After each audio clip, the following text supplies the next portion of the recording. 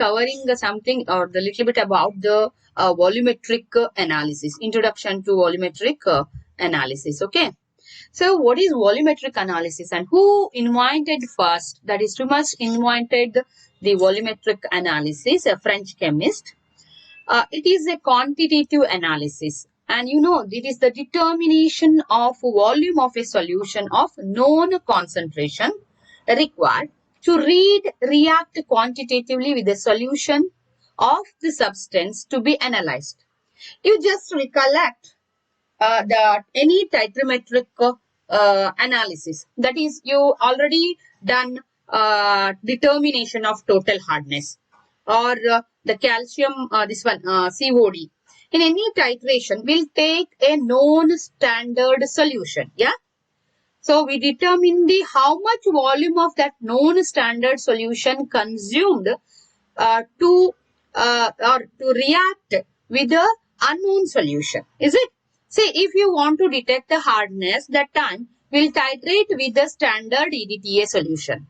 The standard EDTA solution, their concentration is known, and that react quantitatively with the solution of the substance to be analyzed. That is a hard water. And that method, what we called it as a titrimetric analysis, or in simply, we called it as a volumetric analysis. There are different types of titrations are adopted. Okay. The different bititrant used and the substance that can be determined. Okay. Based on the kind of materials to be determined, we'll adopt a different types of titration. Okay. That may be simple titration, complexometric titration, acid-base titration, redox titration. Like it is classified like a 4-way. Okay. And in any titrations, we have to study some important terms. Okay. That is, I'll take one by one. Titrate. What is the titrate? Titrate means the substance to be analyzed. What substance to be analyzed is called as the titrant. That is, in the determination of total hardness, that is hard water, that is called it as a titrate. Then titrant, the reagent of known concentration which is added to the solution of the substance to be analyzed is called titrant. That means EDTA in total hardness, EDTA is a titrant. Okay. Now you know the difference, titrate and the titrant. Titrate is the substance to be analyzed. That is, the concentration is to be detected. That component, what we call it as a titrate. Titrant is the reagent of known concentration which is added to the solution of the substance to be analyzed is called as the titrate. Okay. In the determination of total hardness, what we taken? We are taken the EDTA is a standard solution. That is titrant. And this total hard water is a titrate. That is, that titrant is titrated against a titrate. Okay. That titrant is a hard, this one EDTA, that is titrated against a hard water. Then, next, I'll take the term indicator. Later, I'll switch on to the titration curve. What is an indicator? It shows the end point of titration. Okay. A reagent used to determine the end point of the titration. A species added to the analyte to give an observable change at the or near the end point. In the estimation of total hardness, aerochrome black tea is used as an indicator. It shows the change in the color, that is wine red to blue near the end point. In the beginning it is wine red, but near the end point it will change the color, called it as indicator. And what is the end point? And the color change, shifting of color from one to another, that is nothing but end point, or in other words, the end point is the point where the system changes. When the moles of the reacting titrant exceed the moles of the substance being titrated. Like, so for EDTA and the hard water, some X amount of EDTA is sufficient to neutralize the hard water. If it is exceed, little bit it exceed, then it number of moles gets changed and it shows the end point. Like in case of acid-base titration, phenolphthalein indicator is used. In acidic, it is colorless. When you add base, So till neutralization, it is a colorless. You add excess quantity of base, so excess quantity of titrant if you introduced, so the color will be changed. Substance, moles of substance being titrated, so becomes pink color. Okay. When using an indicator, the endpoint occurs when enough titration has been added to change the color of the indicator. Okay. Now, what is this titration curve? You may be observed in a pH titration, a plot of solution of pH versus titrant volume during the titration, called it as a titration curve. And what is titration? Titration is nothing but the process of finding out the volume of titrant, that is this one, required completely with the known volume of the solution under analysis. Like here, in case of total hardness, we'll take 25 ml of hard water. Known volume of hard water is taken. What is the common component of or quantity or the volume of titrant required is nothing but a titration. The process of finding out the volume of the titrant required to react completely with the known volume of the solution under analysis is known as a titration. Okay. Now we come across these terms like titrate, titrant, titration. Titration is the process of finding out the volume of the titrant required to react completely with the known volume of the titrate under analysis. It is an equivalence point. You may be heard under potentiometric, conductometric, pH titration, the term equivalence point. It is an exact point in the titration when the moles of titrant is equal to the substance being titrated. Like in conductometric titration, say volume of NaOH utilized for the neutralization of HCl, exact moles, when it becomes equal, we'll observe a end point or an equivalence point. Okay, equivalence point is the exact point in a titration. Exact point in a titration when the moles of the titrant, okay, equal the substance being titrated. Like hard water, component moles is exactly equal to EDTA, and that is nothing but equivalence point. In simply end point or equivalence point is particularly introduced or used for the instrumental method of analysis. That's all. What is that titration flask? In all volumetric analysis, two solutions always made to react in a conical flask known as titration flask. Conical flask itself is a titration flask because in all titration we'll use a conical flask, and that flask itself what we called it as a titration flask. And what is standard solution? It is a solution of definite concentrations or known strength. Say in case of hard water, EDTA, because we'll take a known quantity of crystal dissolved in a known volume of water. So we'll prepare a standard solution and we can able to find the strength of the solution, and that is what we call it as a standard solution. What is the standardization? It is a process where the concentration of a solution is determined by the known concentration of the solution. Okay. See, we have to standardize the solution. In case of EDTA, we directly prepare the EDTA solution in lab. Is it? We directly prepared. We'll take a known quantity of crystal that is dissolved in a known volume of solution. We consider it is a standard solution. How we standardize this solution? The process of standardization of EDTA, that is nothing but standardization. How we define the standardization? You may be known. In theory, we studied this one, standardization of EDTA using standard calcium carbonate. To recollect, preparation of calcium carbonate in the first step. Second step is standardization of EDTA, and that process what we called it as standardization.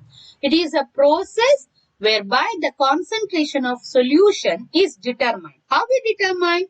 By the known concentration of the solution. EDTA is standardized by using a standard calcium carbonate solution. Is it clear? And that process what we called it as a standardization. Okay. And even practical sessions, we just take preparation of standard solution. We are not standardize that solution.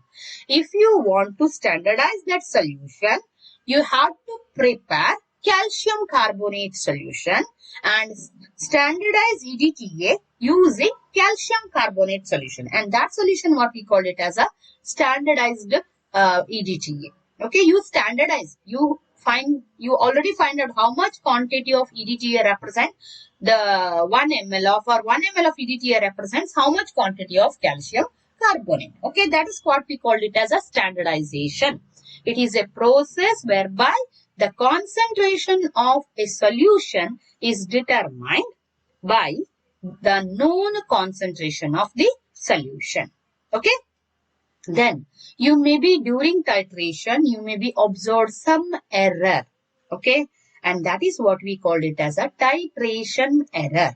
There is a smallest difference between equivalence point and end point. The difference is because of indicator always produces the visual change either a little before or after the equivalence point. You know, the equivalence point is normally we'll find out using instrument. You may be observe a little difference between this with the end point because of the changes that indicator always produces a visual change. We'll observe the color change either a little bit before or after the equivalence point. Exact end point we fail to detect. But in the instruments, we normally detect exact end point. Okay. Exact point in a titration when the moles of titrant equal to the substance being titrated, called equivalence point. Okay. The equivalence point is the exact. That's why in titrimetric, we'll consider it is an end point. Whereas in instrumental, it is taken as an equivalence point. Is the exact point in a titration when the moles of the titrant equal the substance being titrated. The conical flask itself is called as a titration flask. Standard solution, a solution with a definite concentration. Okay. And standardization is a process whereby the concentration of a solution is determined by the known concentration of solution. Titration error is the smallest difference between equivalence point to that of end point. This difference is because of indicator always produces a color change or a visual change either a little before or the equivalence point. That difference is very minor. That is usually within a range of 0.1 to 0.2 ml, not more than that. But there is an error we observe during titration. If you want to carry a volumetric analysis, you should know certain things. Okay, the basic principles of volumetric analysis. See, the first thing is the solution. The one solution to be analyzed contains an unknown amount of chemicals. So, analysis means there should be an unknown amount of chemicals. Okay. The one solution to be analyzed means if you want to analyze, they should contain one unknown amount of chemicals. We have to detect. It's possible to detect by volumetric analysis. This is the first principle, that is things. The one solution to be analyzed contains an unknown amount of chemicals. Then, the reagent of known concentration reacts with the chemical of unknown amount in the presence of an indicator to show the end point. This is the point which shows the completion of the reaction. This principle you know, volumetric principle, yeah? If you want to detect an unknown amount of chemicals, then it should be titrated with a chemical of known concentration in the presence of indicator, yeah? And how you indicate the end point or the completion of the end point? This point where the color change observed, that shows the completion of the reaction. Clear? This is the second things should be involved in volumetric titration. The one solution to be analyzed containing an unknown amount of chemicals. The reagents of known concentration reacts with the chemicals of unknown amount in the presence of indicator to show the end point. This is the point where the completion of the reaction occurs. Okay.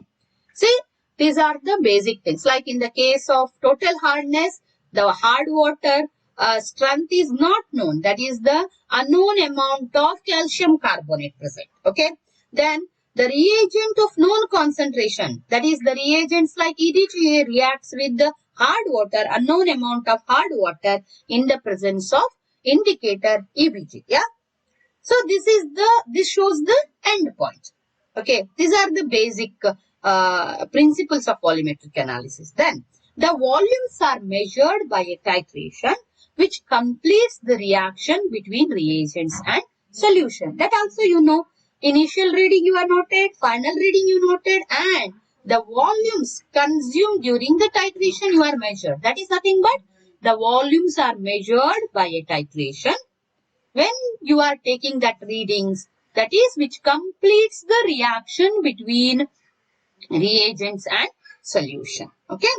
Then the volume and concentration of reagent used in the titration give the amount of reagents in mole. That is, you know, that is number of moles reaction. That is the how we written weight per liter by molecular weight, or volume, if you know volume of the reagent consumed during the reaction, you can able to find the moles of the component. Like we are using a standard equation V1N1 equal to V2N2. So if you know the volume and the concentration of the reagent used in the titration, see, if you know the volume and the concentration of the reagent used in the titration, you can able to calculate the number of moles, provided you are taking a known volume of the unknown solution, unknown strength solution. Clear? You can able to find out the number of moles or moles. N1 or I can take M. Okay. That is the things, other thing. The fourth point, the volume and concentration of reagent used in titration give the amount of reagents in mole. Then the amount of unknown chemical is measured. Okay, in the measured volume of a solution is calculated by using mole ratio of the equation. So that is later I'll take it mole ratio equation. By that we can able to find out the unknown chemicals in the measured volume of the solution. Say 50 ml or 25 ml of the solution is taken. That's why here we measured volume of the solution. In that volume, how much quantity of unknown sample present will detect. Then the amount of unknown chemical in the original sample is calculated by the amount of unknown chemical in the measured volume. That is, it may be calculated. See, for 10 ml, you are getting some X quantity of sample. Therefore, for 1000 ml, you are taken unknown chemical, original sample, if it is 1000 ml, you can easily calculate it. So, we'll take a test sample. Based on the test sample, the entire sample, the quantity or the chemicals which present in that sample, we can detect. So these are the basic principle involved in volumetric analysis. You just recollect the determination of total hardness. Based on that, you can write the 6 points. The one solution to be analyzed contains an unknown amount of chemicals. The reagents of known concentration react with chemicals of unknown amount in the presence of an indicator to show the end point. This is the point which shows the completion of the reaction. Then the volumes are measured by the titration which completes the reaction between the reagent and solution. Then based on that volume and concentration of the reagent, we can able to calculate the amount of reagents in mole. Once we detect the amount of reagents in mole, the amount of unknown chemicals in the measured volume of the solution is calculated by using mole ratio. The amount of unknown chemical in the original sample is calculated by the help of amount of unknown chemical in the measured volume. Okay. So these are the points or the basic principle involved in all volumetric analysis. Any doubt under this? Or is it clear? Any doubt, students? Okay. The next thing is, what is the condition to carry the volumetric reaction? Condition or requirements for volumetric analysis. Okay. See, first point is the chemical reaction must be simple and should take place quantitatively according to definite equation to form known product. See, here it should be quantitatively reacts, like 1:1 reaction, 2:2 reaction, like say X quantity of reagent. If you use the same quantity of titrate, it should combine with that. Okay, the chemical reaction must be simple. Okay, and should take place simple. Is more than that, it should take place quantitatively according to definite equation to form a known products. Like in the case of total hardness, what you done? You are taken the hard water, it reacts with the same quantity of magnesium or a calcium ions. Yeah, so it reacts with the same quantity of magnesium or calcium ions. That is, should take place quantitatively according to definite equation. So you, in all reactions, you may be observed. So you are writing some definite reaction. Even in the case of COD, you are writing, say, some K2Cr2O7 react with the FAS. For the second equation, you are multiplying by 3. Why? Because it should be the same. Number of moles of oxygen devolved should be equal to the number of moles of oxygen consumed. That means chemical reaction, yes, must be simple and should take place quantitatively according to a definite equation to form known product. Be instantaneous. The second requirement. That means you have to choose the reagent in such a way that these reactants should react instantaneously. Okay. There should be a marked change in some of the properties of the solution to be analyzed at the equivalence point. Okay, like color change. Okay, that should be, we can easily make the change that occur near the end point or at the end point. Okay, say there should be marked change in some of the properties. Main properties is nothing but the reactions, like completion of the reaction of the solution to be analyzed at the equivalence point. Then the reaction should take place easily or essentially to completion under the experimental condition maintained. There should not be any incomplete reaction. The reaction should take place completion. There should be a complete reaction. That means the end point should be accurate. Okay, the reaction should take place essentially to completion under the experimental conditions maintained. Then the end point should be well defined either between the reacting substance or by the use of an indicator. Okay, that means you have to predict the end point clearly just by observing the changes in the color or by using the indicator or even by reacting this substance. Okay, so these are the basic requirements we observed under volumetric analysis. Okay, see here the 3 points are mainly concentrated on the end points. Yeah, third point, there should be marked change in some of the properties of the solution to be analyzed at the equivalence point. The reaction should take place complete under the experimental condition maintained. The end point shall be well defined either between the reacting substance or by the use of an indicator. Even some component, but it's rarely we are observing under volumetric analysis, just by the reaction of the two reactants, one reactant, if completely vanishes, the color change appears. That case also we can able to predict the end point. That is what we observed in the first, either between the reacting substance or by the use of indicator. That is, change of color is observed by using suitable indicator. Okay, these are the certain points we should concentrate during the titration, or we have to observe the requirements for volumetric analysis. The chemical reaction must be simple and should take place quantitatively according to definite equations to form known product. The reaction should be instantaneous under experimental condition.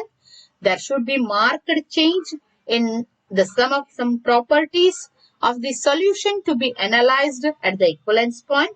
The reaction should take place essentially to completion under the experimental condition maintained. The end point should be well defined either between the reacting substance or by using suitable indicator. Okay.